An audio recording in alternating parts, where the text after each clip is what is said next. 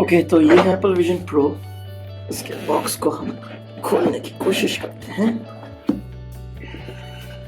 Alright, और ये है दोस्तों प्रोडक्ट एप्पल विज़न प्रो।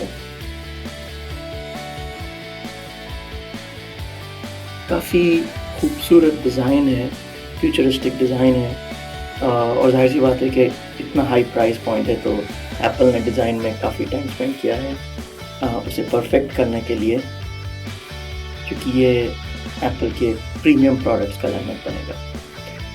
पीछे आप देख सकते हैं कि ये बैक ऑफ द हेडबैंड है, जिसे इस टर्निंग उसके ज़रिए टाइटन किया जा सकता है। ये है वो टाइट करने का नॉब।